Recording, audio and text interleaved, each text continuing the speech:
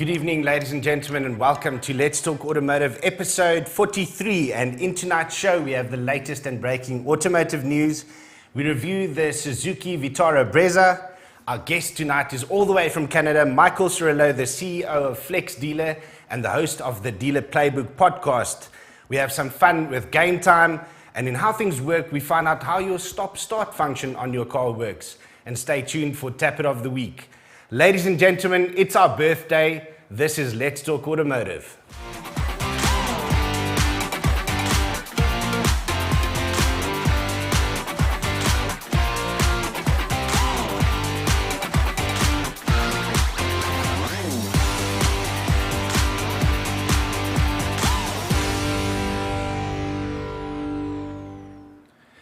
So, as you can see, ladies and gentlemen, I'm flying solo tonight.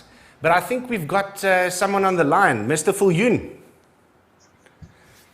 Where are you? Mr. Scott, how are you? Where are you? Well, as you can see, I'm sitting on an aeroplane. I'm sitting on an aeroplane on my way to Cape Town, believe it or not. So it's a real pity that I couldn't be in studio with you, but I'm there with you in spirit and over the phone. Lekker, man. Thanks for joining us, Peter. Very quickly, it's our birthday. It's been a year. Tomorrow, it's been exactly 1 year since our first episode. Some highlights for you personally. Yeah, funny, we've grown so much. I think some of the highlights are actually looking back at some of the earlier episodes and having a look at how much we've grown. I think it sometimes is quite brave to go and have a look at some earlier episodes, but yeah, I think some of the launches that we've been on and some of the people that we've interacted with and the guests that we've had on the show have just been unbelievable. So those are some of the highlights for me. It's been a good year. Pete, before you take off, because your flight is supposed to take off in a couple of minutes, let's run through this week's news quickly.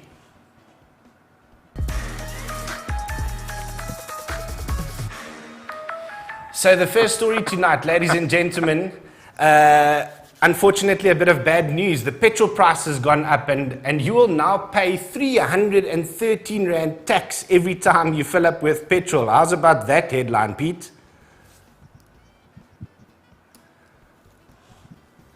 Are you there, Pete? Okay, so if we go to the next slide, let's explain what that 313 Rand tax is. So look at the breakdown of what 95 petrol will cost you now per litre. 393 cents per litre will go to the fuel levy.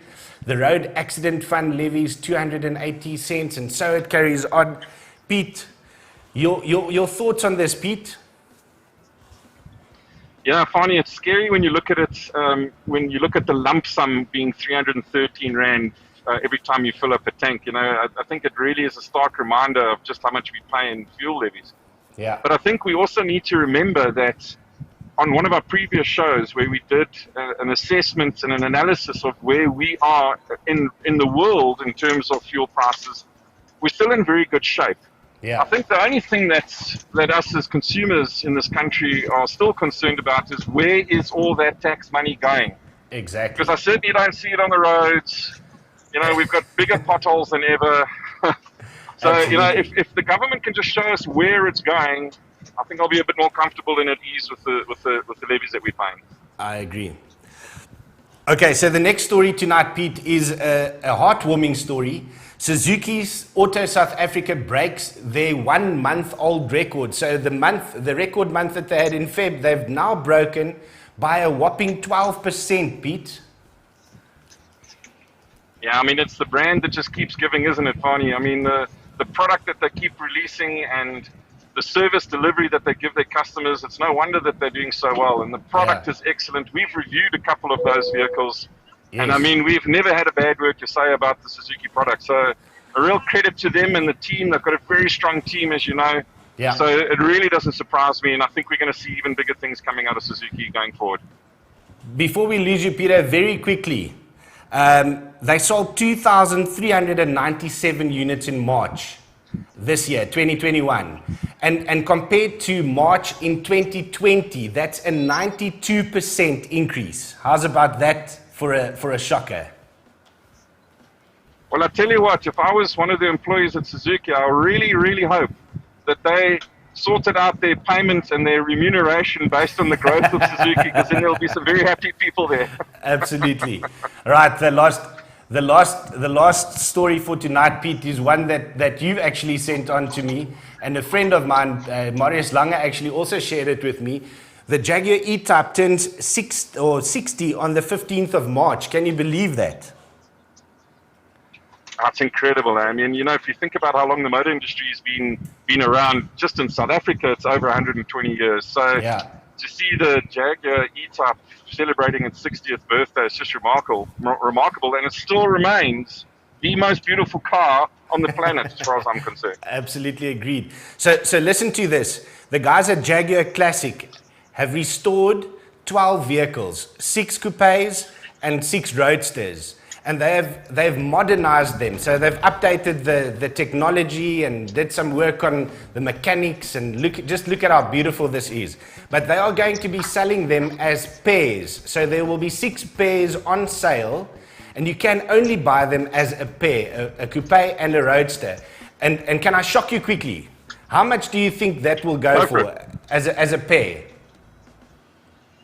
Sure. I mean, just even without the special edition, they're hectically expensive. So, I don't know, funny, $1 million, $2 million each. Let me put you out of your misery. Okay, so £630,000.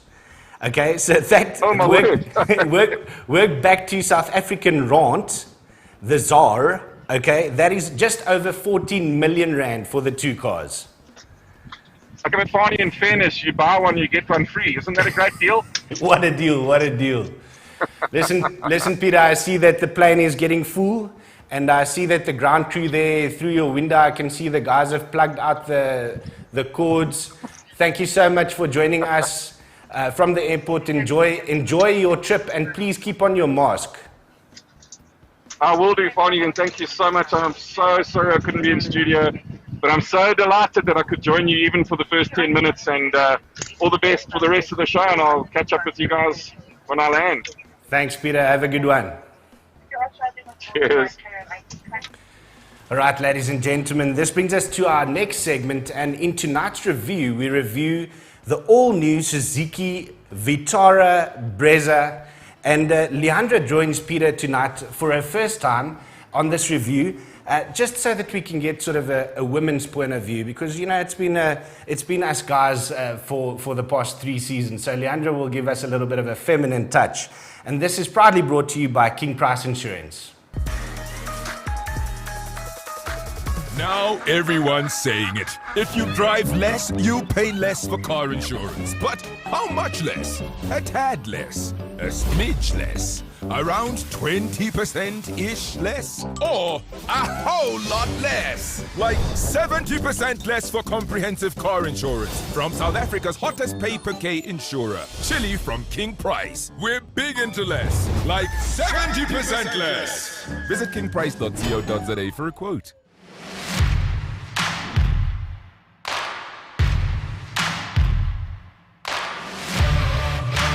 Welcome to Let's Talk Automotive. I'm Peter Fillion, and I'd like to welcome Leandra, who's going to be joining us on some of our test drive reviews. Thank you, I'm looking forward. Okay, so today we have the brand new Suzuki Vitara Brezza that we're going to be doing our review on, and in particular we have the GLX model. So I thought, let's kick off with a bit of a walk around. Yeah. And we're in the front, we might as well start off in the front. So we can see that the styling cues are very much Suzuki, the latest Suzuki styling cues over here. The headlights on the GLX, we have LED headlights, so they are fantastic. I've had the pleasure of driving this car for the week. Oh, that's nice. So I've had it at night as well, and I've got to tell you, these lights are super bright. And day and night running light as well. They've got the daytime running lights. Yeah. And these daytime running lights on the GLX are also the indicators. Wow. On the GL, the indicators are actually mounted where this spotlight is mounted, and the fog light on this. Interesting. So yeah, so let's move around to the side, and we can see we've got our diamond cut alloy wheels over here. And then just out of interest, Leandra, one of the things on the GLX that's slightly different is it's got a different profile tire. So this is a 60 profile on a 16-inch, which actually makes the ride height a little bit bigger or higher than on the GL. Wow. Of course, the car is keyless entry, so we just touch a button over there to unlock it. If we touch it twice, it'll open up all 4 doors. Wow, that's very cool. And then on the rear, if we have a look here, these lights over here, it's a seamless sort of LED effect on the lights. So when those lights come on, we'll maybe switch them on just now with some of our outtakes. And obviously the bumper front and rear has this integrated silver strip as well. It looks like a off-road type. Yeah, it gives it a Yeah. bit more of a zhuzhy look. So that's enough of the exterior. Let's take a drive, and we can also Yes. discuss some of the interior features. Let's go. All right, Leandra, so we're on our way. We're going to start off the test drive with first a bit of tarmac section, and then we're going to go a little bit off-road, because we wanted to actually get a feel for what this car is like on a dirt road. Yeah, on-road and off-road. So there's a few features that I just want to take you through while you're driving, and then once we've gone through those, I'll ask you your overall impressions from a driver point of view. So let's start off with the center console, and we've got, which I think is critical these days, is a nice 7-inch touchscreen multi-function display. And on this we've also got Apple CarPlay and Android Auto. That's very useful to... And by the way, the sound system on this vehicle is sensational. So Did you turn it up? if I've actually got a specific soundtrack that I got just for this test drive for us to go through, but we'll do that a little bit later when we go through this. And then we've also got an automatic air conditioning system. Now the difference between a manual and an automatic air conditioning system is that with auto you set the temperature, and this then regulates the cabin temperature and makes sure that it stays at 22 degrees. Now that's different from a manual, where a manual we set a particular temperature range, but the cabin gets colder and colder and colder and colder until we get too cold, and then we... Like freezing up in here. That's it. So Peter, I see there's lots of buttons on the steering wheel. Can you maybe take me through it, please? Sure. So on the right-hand side, you've got your cruise control buttons. And for me, a cruise control is a major feature to have on a car. I do a lot of long-distance driving. Yeah. On the left-hand side, you've got your audio controls. So you can regulate not only volume, but also the mode that you're selecting. So have you selected radio? Are you selecting phone, or some of the media devices that you've got connected? And then underneath the steering wheel over here, you've got your actual phone controls themselves. That's very interesting. And I see the cluster has blue lights. Can you change them as well? You can. There's, I think, 5 different colors that you can choose from. So that's quite nice. You can personalize it. I prefer the blue though. That's why it's set on the blue. And I see, that's very interesting to me, 2 cabrioles. Yeah. What? So what's very cool with this cabriole on the GLX is that it's actually connected to the air conditioning system. You can disable it, but if you want to keep a Coke or something cool in here to drink, that's keep it very there. cool. And then your bottom cabriole, of course, which is a decent size, by the way, for a vehicle this size. Yeah. You've got actually quite a lot of storage compartments all over the place as well. So we've got cup holders and bottle holders on the left-hand side. Okay. Got our area over here where we've thrown our keys. Yeah. You've also got on the right-hand side next to the steering wheel there. And then underneath our armrest, we've got some space as well.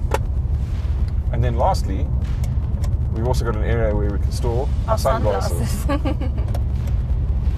Okay, so Leandro, you've had a chance to have some sort of driving with the vehicle. What are your first impressions? I love this car. It's a very smooth drive. I love it on the gravel road, on a tar road. And one of the things that we know about the vehicle itself is it's actually got an electric power-assisted steering. Did you know that? What? Yeah. So cars normally, particularly the previous generation cars, had hydraulic power-assisted steering. So this has got an electric motor that actually provides your power steering. So that's why it's nice and light when you first pull off. I felt it, yeah. And then it stiffens up as you go along. This is amazing. Now, what are some of the important aspects for you when it comes to purchasing a vehicle? Let's get a bit of a feminine touch on what's important to you when buying a vehicle. I'm a mother and I have a 3-year-old daughter, and so in space for me is something, because it's the pram, it's toys sometimes, and it's luggage. So I need a little bit of space, and so I see the boot space as well. It's big enough, and the back seat, there's more enough space for 3 kids even, and so I love it. And it's quite incredible, actually, if you think about the fact that this is a compact SUV. Yeah, it's like a mommy's. But when you get in it, it feels a lot bigger on the inside than it looks from the outside. So Peter, tell me the engine of this GLX Suzuki Vitara Brezza. Tell me more. I want to know more. Well, first of all, it's the tried and tested 1.5 litre that Suzuki's used over the years. It puts out 77 kilowatts and 136 newton meters of torque. Sure. So it's not the most sprightly motor out there, but that's, again, it's a little SUV. It's not designed to be a swift sport type of thing. I just, from having driven the vehicle over the week, one of the things that stood out for me is just how smooth the engine is. I don't know if you've noticed it. Yeah, I have. And it's not very noisy, so there's very little noise, vibration, harshness that comes through the cabin. So I think they've done a fantastic job on this. Yeah, it's very nice. So Peter, what do you think about the interior finish in this Brezza? Well, I can tell you that I can just see some of the videos now being made where the guys go, it's very plasticky. And that kind of irritates me a little bit, because we've got to remember 2 things. First of all interiors, unless they're made out of leather, are made out of plastic these days, okay? This vehicle is in a particular price category, so they're not going to go for all the expensive soft touch elements. But at the end of the day, we've driven now the vehicle quite a bit, on-road and off-road, and it hasn't rattled once. No, you didn't even hear one squeak. So for me, at the end of the day, it's absolutely perfect. So Peter, tell me the price range of this vehicle and the competitors. Where does this all Where does it all fit in? Yes. So it is a new segment for Suzuki. There was a bit of a gap between the Ignis and the Vitara, so this slots nicely in between those 2 vehicles. I think from a competitor point of view, if we have a look at the price range, the Vitara Brezza starts off in the low 240,000s. Oh. So it's vehicles like the Honda BRV and the Ford EcoSport, for example, that it would compete against. Okay, yeah, that's interesting. So Peter, we did the interior on the car and the engine. Tell me, the fuel consumption on the Suzuki. Well, what's very interesting, Leandra, is that the fuel consumption for the Vitara Brezza is exactly the same whether it's the manual or the automatic, which is quite unusual, isn't it? Yeah. That's so weird. It's 6.2 litres per 100 kilometres. And as I've alluded to, this does come out with an automatic as well. So it has a 4-speed automatic gearbox and a 5-speed manual. Okay, so Leandra, we've had a nice little game drive, and in fact we've still got the wildebeest in front of us, and behind us we've got some zebras. Very But let's get down to business in terms of our overall impressions of the Vitara Brezza, and then I'm going to also ask you for a ranking out of 10. Great, yeah, no, I love this car. Off-road, on-road, I love it. And my ranking out of 10, 8.5. 8.5. Okay, Yes. so I'm pretty close to you as well. I think that overall this is a very, very nice package. I think some of the standout features for me include the lights. I love the LED lights. Yeah. The interior for me is a surprise package in terms of just how big it is compared Even that to cooler. Yeah. That's something. Yeah, no, 100%. So it's a nice little touch there as well. So I'm going to give it a strong 8 out of 10 as well. And it's Great. also very much on my buying list. Yeah. All right, so that's it from this week's review on Let's Talk Automotive, and we look forward to seeing you in future episodes.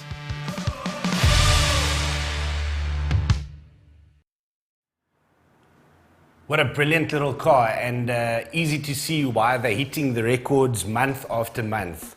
So before we get to our guest tonight, we've got a little bit of a surprise, and we've got some videos that were sent in by some partners and some viewers just to wish us a happy birthday. So let's have a look at that quickly. Hallo Van, met die manne van Let's Talk Automotive, baie geluk met julle eerste verjaarsdag. Ons by Biltong en Braai hoop dat julle regtig baie geseënde jaar sal hê wat voor lê en voorspoed vir julle show en alles waarmee julle besig is. En ja, dankie vir lekker tyd en is lekker om saam met julle ook geassosieer te kan word hier by Biltong en Braai en wil net vir julle sê dankie en keep up the good work. Happy birthday boys, geniet hom.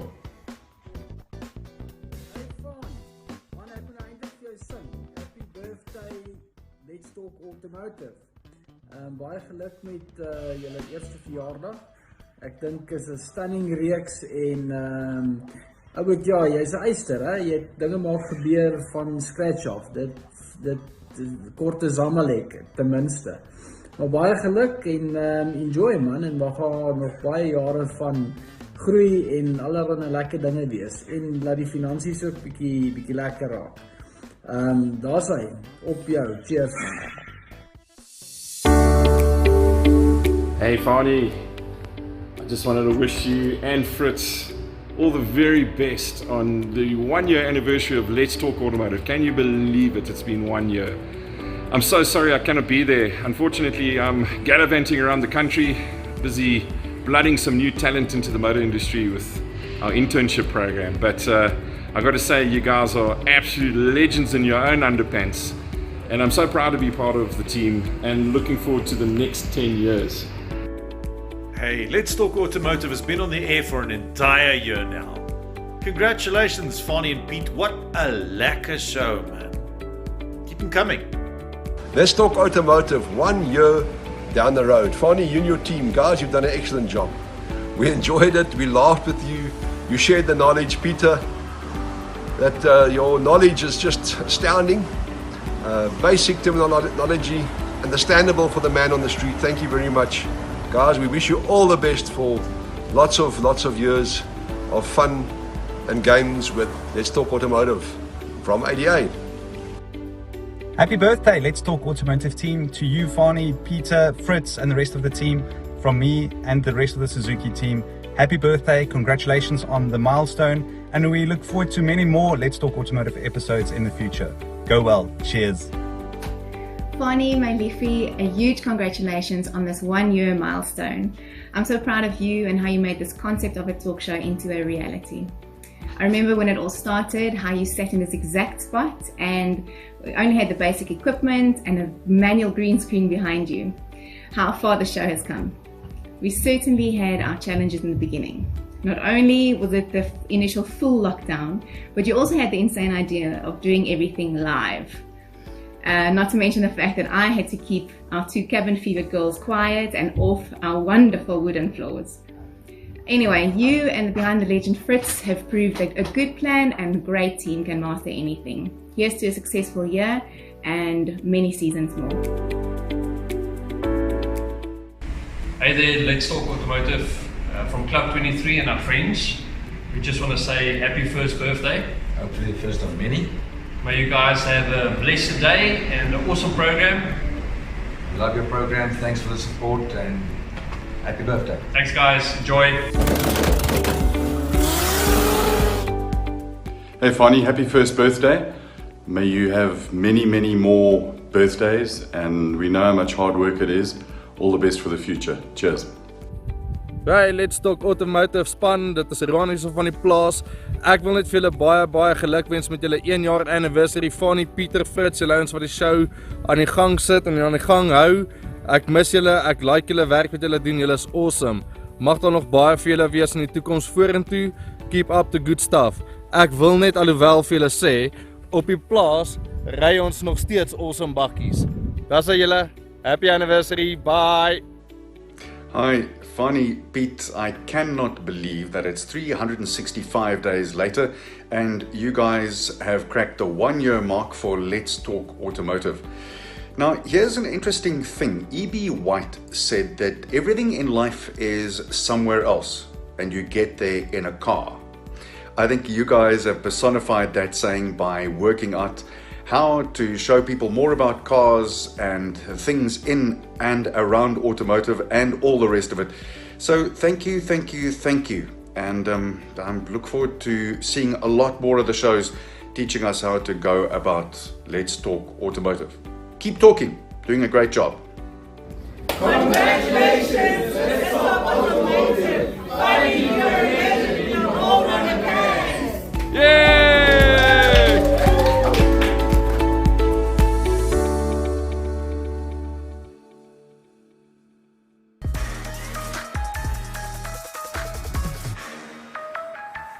Mr. Cirillo, how are you doing? I'm excellent. How are you? I'm Happy wonderful. birthday. Thank you very much, man. And what I'd like to do is just introduce you to the viewers again. You were our very first guest on this show 1 year ago. So Michael Cirillo is the CEO at FlexDealer. He's a top-rated podcast host of the Dealer Playbook. He's a retail or automotive industry speaker and also the author of Don't Wait, Don't Wait, Just Dominate. What's the right word? Yeah. The other version was going to be Should Wait, Procrastinate. But we decided with Don't Wait, Dominate. Thank you very much for joining us all the way from Canada. Michael, it's been a year since we've last spoken on the show. How's things changed in Canada in this last COVID year? Well, it's interesting, right? So when we met a year ago, we were deliberating. What are things going to be like? We're headed into a lockdown. What does that mean for the industry? Here in Canada and the United States specifically, I think the dive was abrupt, but the recovery was nothing short of miraculous. I am inspired by how quickly consumers moved back to purchasing vehicles. There's still certain challenges, right? A lot of the manufacturers closed down. That means that there are some delays in production. There's some setbacks in productions. There's some shortages, especially as it pertains to new vehicles. There's some regulations around new vehicles that they're trying to sort out. However, as a whole, the bounce back and the recovery, I think, has been pretty miraculous. We've seen exactly the same here in South Africa, Mike, and like we alluded to in the news just now, we're seeing record sales. Guys like Suzuki in South Africa, March last year versus March this year have seen almost 100% growth. So yes, we're definitely seeing exactly that. But now my big question, Mike, because you're big into the digital side of things and marketing and digital sales, and you speak of this quite a bit. Do you think, looking back at this year, because this is exactly what we said a year ago, now everything's going to go digital. The guys are going to buy their cars online. We spoke about the guys like, I can't remember the name now. Well, you've got the Carvanas. The Carvana, that's exactly what I wanted to say. So that's what we said a year ago. Now this is probably going to happen. Did you see that happen in Canada and the States, or is it normal, your business as normal? No, I think, if anything, we have seen the past year has been really an accelerant to this online car buying model. And of course, in the automotive industry, we latch on to certain phraseology like digital retailing or modern retailing, online car buying, whatever it might be. But I think we have seen an acceleration in that direction. More and more people, because of the lockdowns, because of stay-at-home orders, they've found really an interest in maybe facilitating more of that transaction online. And so, of course, there are some technology players that are stepping up to the plate. I can only imagine they are ferociously developing their technology products to be able to facilitate online end-to-end car buying. Yes. And of course, as an industry, we tend to wonder, especially as retail automotive, we tend to wonder, well, what will that mean for our store? Is this just Yes. another company like Carvana or Vroom, one of the newest ones to be making waves? Is this another opportunity for them to just steal business?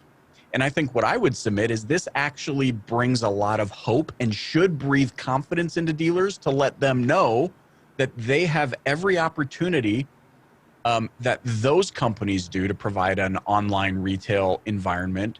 Correct. With the additional opportunity of service departments being able to do repairs and maintenance. A lot of those fixed operations that the big players like Carvana are not invested in. Correct. Mike, so let's look back at the year and this shift to digital sales.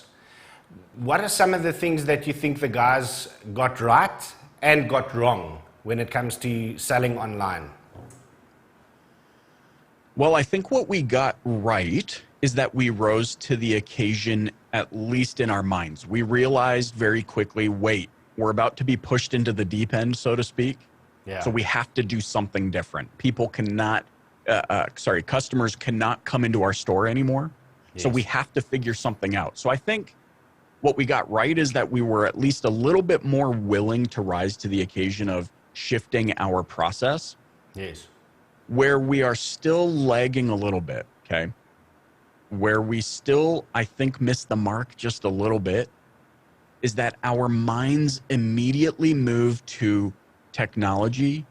We say, well, it's online car buying. There must be technology involved. And I believe absolutely you're right, it does. However, we then put all of our faith in the technology and we forget that this is still a human world where humans prevail, where humans roam. And there is this human element that we tend to forget about, and we put all of our faith into the tools. And so I think we're, maybe to wrap that up, where we're maybe still missing the mark in general, because there are some that are doing really well. But in general, my fear is that we're going to say, okay, cool, I have an online retail software now that I use. That's it. That's all I need to do. Sure. And then what's going to happen, Fonny? Maybe you'll have me back in another year on your 2-year birthday, and we're going to be talking about how so many dealers are frustrated that their online car buying didn't help them sell any more vehicles. Yes. And there's certain reasons for that, right? Sure. I think no matter what, as long as human beings exist on planet Earth, we need to be focused on providing an experience that aligns with what customers want.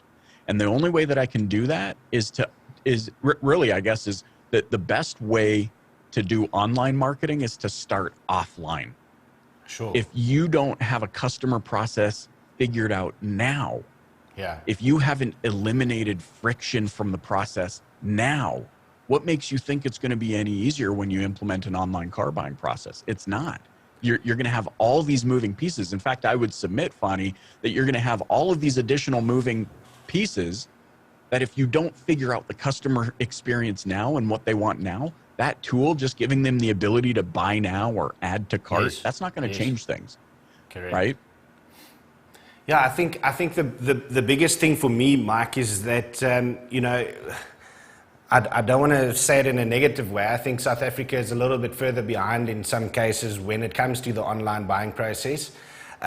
So we in South Africa have probably had a lot more work to figure out exactly how this works and how the process is going to work, etc., etc. And I don't think that we're quite there yet. And I think that the old school mentality of people still wanting to go to the dealership and see the car and test drive the car and deal with a person, we've still got a far way to go there in South Africa, in my opinion. Which I think, truthfully, look, even being in Canada, I think sometimes we tend to put too much gravity on what's happening in the United States. But we have to understand something. The United States has a larger population. There's a larger data set. There's a different mindset there, even different than Canada. There's only 40 million, I think 40 or maybe 41 million Canadians. There's not a lot of us to really gather a lot of data on.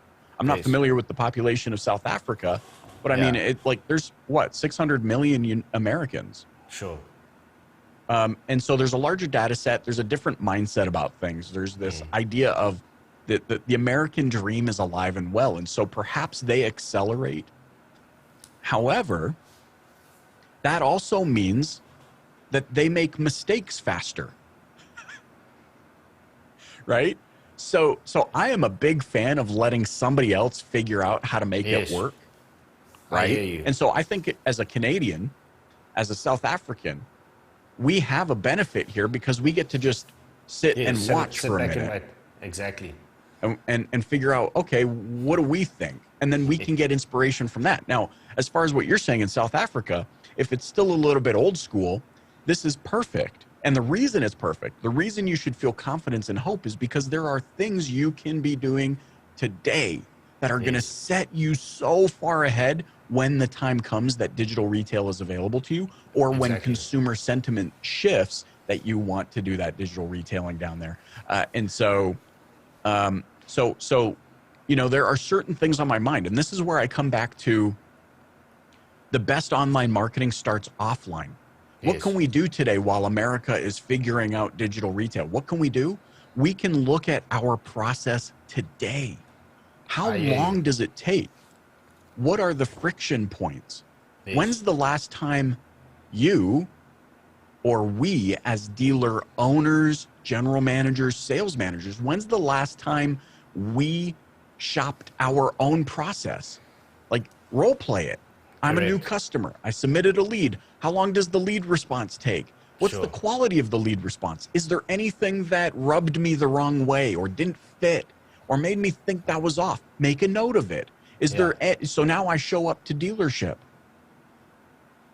Did I like the way it was handled? Did I feel welcome, or was it a sterile? Sometimes walking into dealerships can feel like walking into the doctor's office, can't it? It's very sterile. There's some music playing in the background, you know, but you hear a phone ringing in the distance. Sure. You know, there's somebody on the intercom. Boop, funny, line one. Funny, line one. You know, it's very sterile feeling. It's not very warm and inviting. It smells like rubber. I wish it would smell like mom's homemade cookies.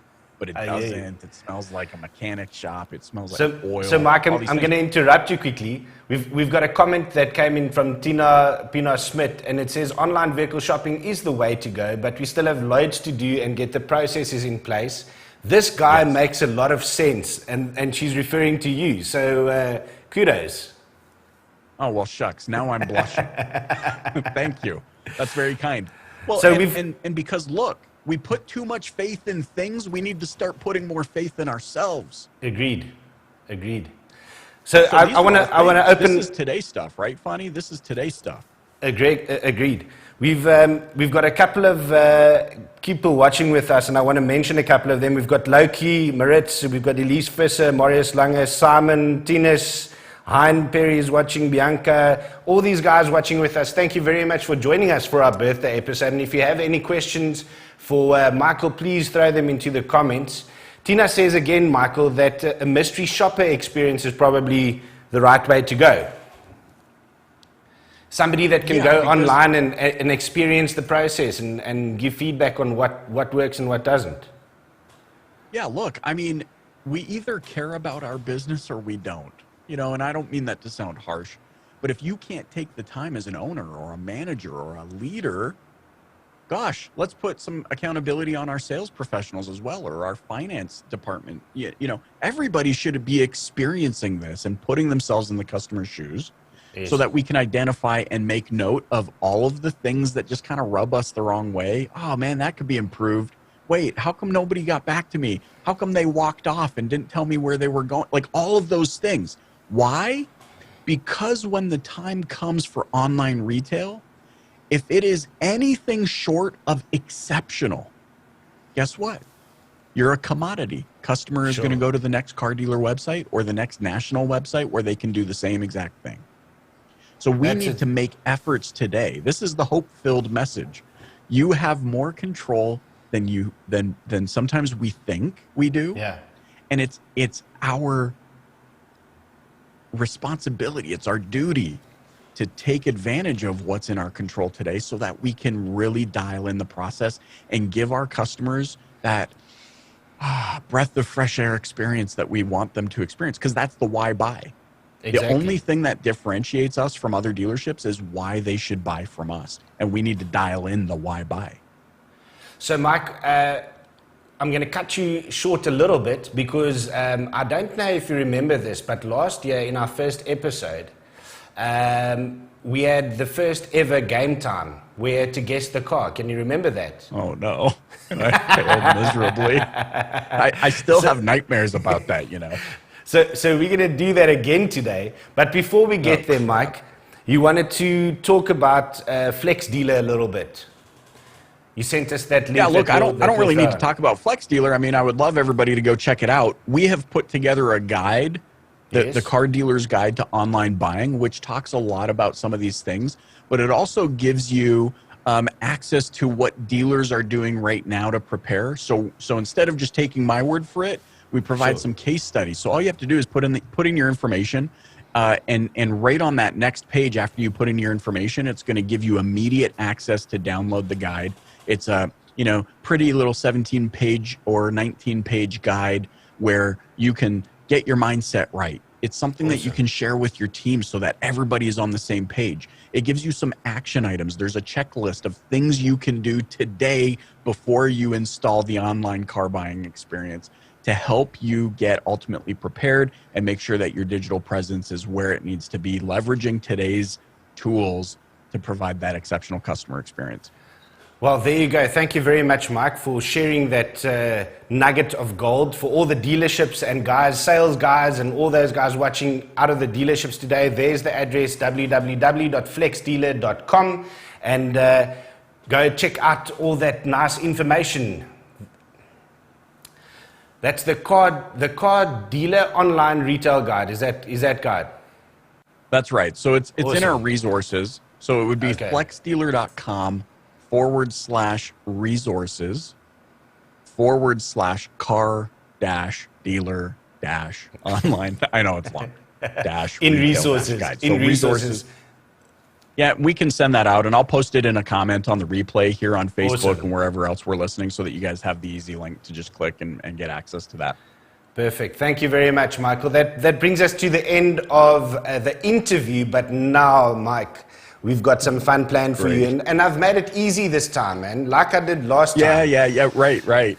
So what we're going to do tonight, Michael, because normally my co-host Peter will play against the guest. Okay, so it's Peter versus guest. But tonight, Peter's not here, and I designed the game so that Peter loses normally.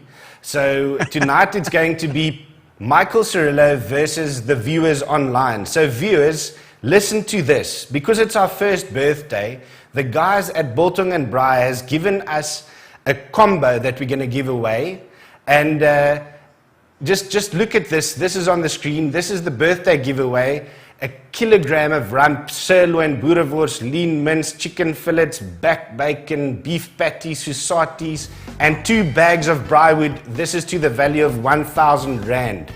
So what we're going to do is we're going to play the game.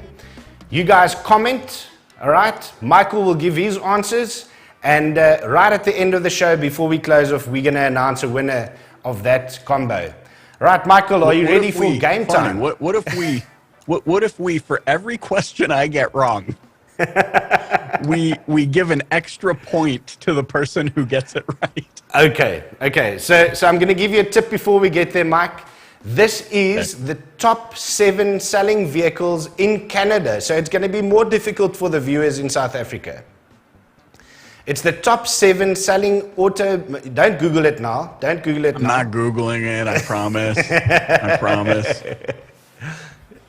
I like your idea. So we're gonna, if you get it wrong, we're gonna get points to the viewers. Okay. Yeah. All right, ladies and gentlemen, this is game time. I'm so nervous. We're gonna start at number 1, the best-selling car, and work our way to the 7th best-selling car in Canada in 2020.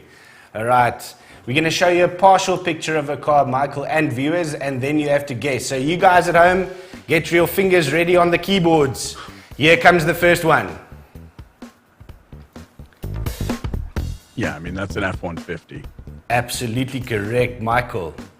So the best-selling car in Canada in 2020 was the F-Series, the F-150. Very interesting. You guys like the big stuff there, eh, Mike? Hey, that's my truck right there. Exactly. So you form part of that statistic. That's it. I'm one All of right. those numbers. We've got a viewer that got it right. Marius Lange said F-150. Johan Rede is playing along. Jolene's playing along. We can't show you guys the inside of the car. That's going to be difficult. All right, so the guys are playing along, Mike. You've got stiff competition. So it's one each. Viewers has got it right. Mike's got it right. Here comes the second one. That is a Ram. Yes, absolutely. The Ram pickup. Mike got it right. That's a beautiful looking car, Mike. We don't have those here in South Africa. And one thing I'll give Ram trucks specifically is their color options are gorgeous. It is amazing. I haven't seen that color on a car before. It's really nice. We've got They a use little that bit of really a flat color. Yes. Okay, Mike, you're doing a lot better than last year, man. Last year, I think you didn't get anything right. Okay, so here comes the third one. Here's the third one. Ooh. That front grille is very, very distinctive. Yeah, that's very aggressive. Like, it's not a Silverado, is it? No. Is it its not. counterpart? Is that the GM? The GMC, that's right. That's the Sierra. That is a beast. It's amazing. It's really cool. I wish that we could have these pickup trucks here in South Africa. Why don't you, by the way? I have no idea, Mike. I have no idea. That stuff will sell like hotcakes here in South Africa. But anyway, so Michael, you've got 3 right, with a little bit of help from me. And the viewers at home, let's see. Marius Lange says, well done, Jeff. Jeff got it right. Yes. Well done. With a little bit of help from me. Okay, let's move on to the fourth one. Viewers, are you ready? Fingers on the triggers. Here comes the fourth one.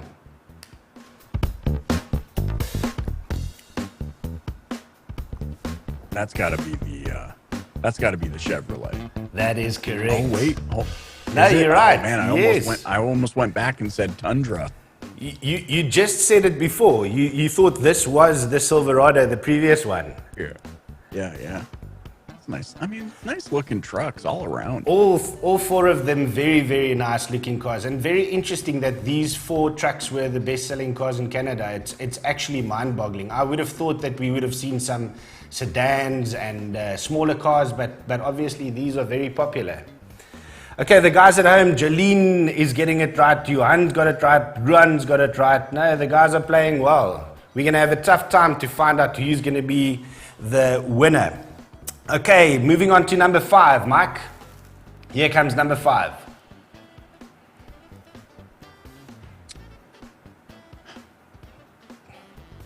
Wow. Is that? It's not the wow, no.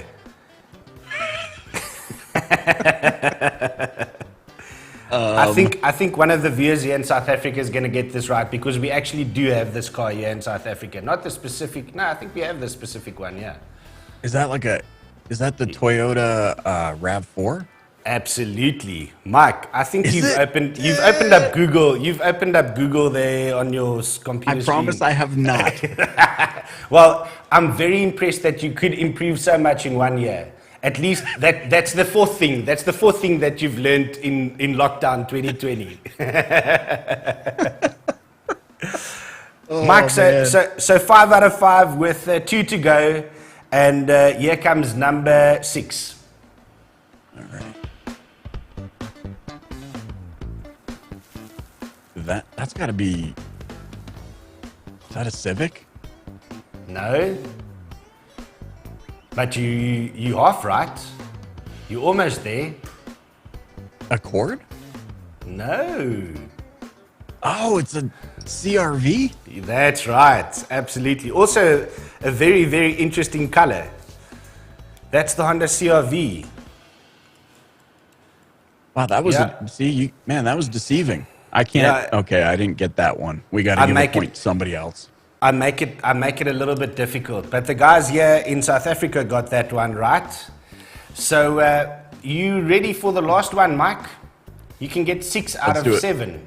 Here's the last one.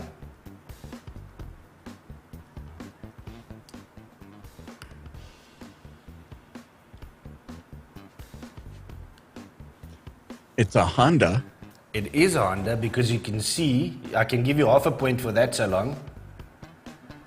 I don't know. Honda something, the guys online says. Jeff Hunter says Accord. Marius Lange has got it right. This is the Honda Civic.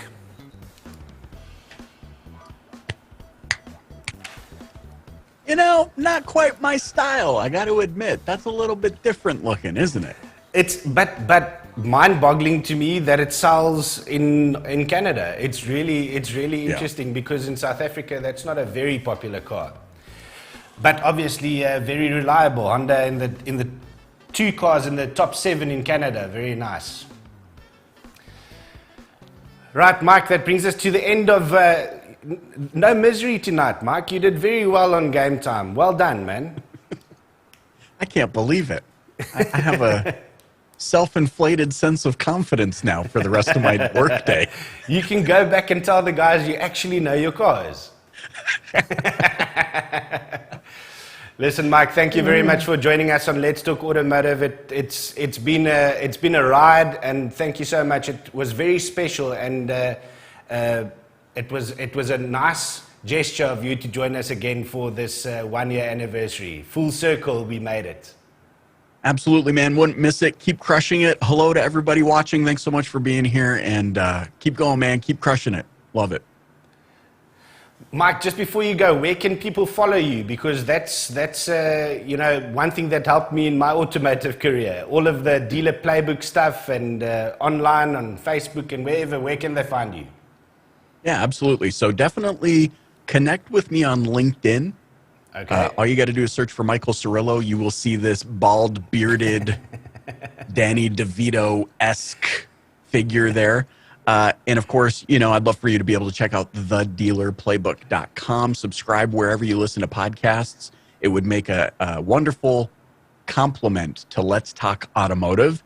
And of course, if you want to check out that car dealer guide, I will be posting the links in your comment section over at FlexDealer.com. Awesome. Thanks, Mike. Have a good one. Thank you. Be well. Well, that was very interesting, I must say. We had lots of fun with Michael Cirillo all the way in Canada at the moment. And this brings us to our second to last segment for tonight's show, and this is how things work. And in tonight's segment, Professor Peter, in his absence, will explain how the start-stop function in your vehicles work. And this is proudly brought to you by Suzuki Auto South Africa. Welcome to this week's edition of How Things Work, and in today's segment we're going to be taking you through the workings of the start-stop system that we sometimes find in our latest generation vehicles. So we'll take you through the basics of how it works, why it's introduced into vehicles, and if there are any disadvantages and potential damages that it can cause your vehicle. So let's kick off first with how the system works. So basically what we have is we have an oversized starter motor, and connected to that starter motor we have obviously the brains behind it. So we have a control unit that ties into all the electronics of the vehicle and decides then if the vehicle is going to switch off the engine at any particular point in time. Now, amazingly enough, this system was first introduced by Volkswagen in 1980, but it never really took off until they sorted out all the electronics. So why do we have a start-stop system in our vehicles? Because we get a lot of feedback from customers that they don't really like this system.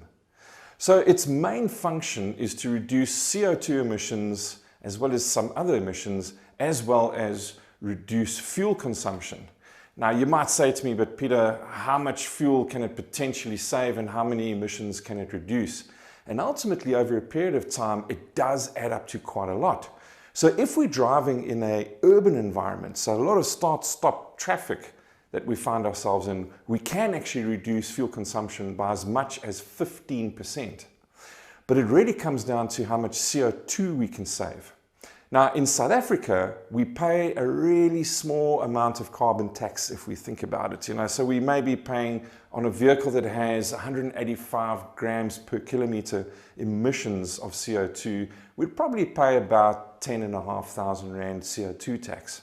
But here's the kicker. In Europe, the penalties are severe for CO2 emissions. And for the same vehicle in Europe, let's take a country like France, we'd actually be paying close to 10,500 euro for emissions taxes, and that's about 180,000 Rand.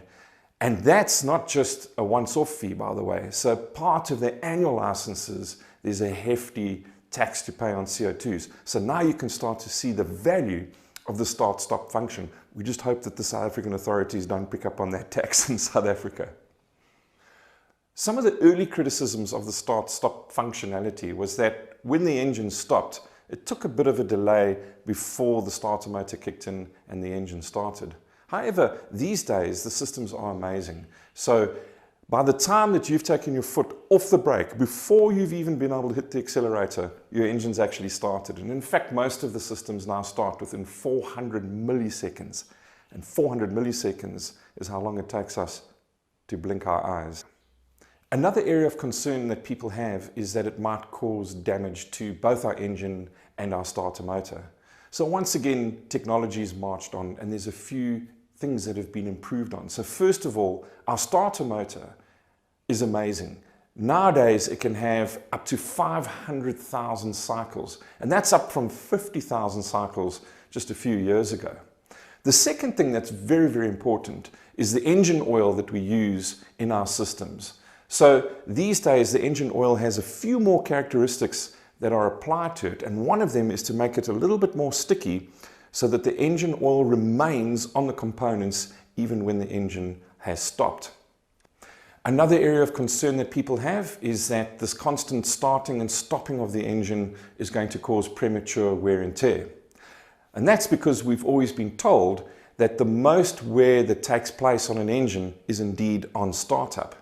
Now that's true when the engine is cold, but once the engine's reached operating temperatures, it actually doesn't matter how many times we start and stop the engine. It's not going to cause any more wear and tear. Of course, there are other areas of our system that have been beefed up, including our wiring harness, and most importantly, our battery has been beefed up to be able to handle the fact that when we have stopped at a robot or a stop street, for example, and our engine's off, we can still run some of our things like air conditioning, our music, and if we're driving at night, our lights. There are a few versions of the start-stop system. So for example, some vehicles don't rely on just having one battery. They have a second battery that is dedicated just for the start-stop function. My personal preference, though, is the systems that we find in soft hybrids where we have a 48-volt battery and a much larger starter motor that we find between the engine and the transmission. But that's just a personal preference. So that's the basics in terms of how start-stop function works. And as you can see, when the taxes are high on CO2, the system really will save you a lot of money at the end of the day. I hope you found that useful, and we look forward to seeing you on future episodes of How Things Work. So as always, Mr. Professor Peter Viljoen gives us all the insights on how things work. Thank you, Peter, in your absence. I know that you're still in the air, but I know that you'll be watching later. All right, guys, I've gone through the comments, and one of our regular watchers and viewers has got it right many times again, as always. Mr. Marius Lange, you are the winner of the Fail Hond combo, proudly sponsored by Biltong and Braai. There you go, that will be on your way to you soon, and I hope that we could get an invite as the Let's Talk Automotive team, because it seems like you're going to have one lekker braai. And thanks to Andre Boysen, not only for your message, Andre, but thank you very much for being involved and giving us that prize to give away tonight. That's awesome from you guys at Biltong and Braai. And go check out their Facebook page. They've got lots of specials, and they deliver at your doorstep. Right, guys, let's move on to the last segment tonight and let's have some fun with Tappet of the Week.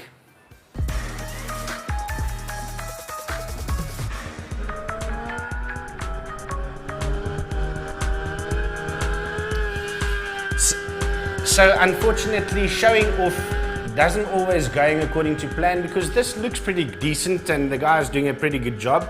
But I want you guys to look at the end of this video, because you will soon see a shoe flying, and there it goes. Did you guys see the shoe flying? There it goes, there it goes, there it goes. And ladies and gentlemen, that is our Tappet of the Week. And obviously it's our birthday. The guys in the studio are having some fun. All right, guys, that brings us to the end of the 43rd episode of Let's Talk Automotive. Thank you very much for joining us. Everybody that was online with us, it was awesome having you here. Michael has posted the link to his LinkedIn page, to the FlexDealer website. So if you're looking for that, you can find it in the comments below the video. And I think I want to just throw forward to next week. And next week we're reviewing, we've got the CX-5, which was a phenomenal car to review. And we won't be on screen next week in the same time, same place as usual. We will be live next week, Saturday. So please keep a lookout on our Facebook page for the time exactly. Guys, thank you very much for joining us. It's been a ride. I'm loving every second of it, and we'll see you again next week. Cheers.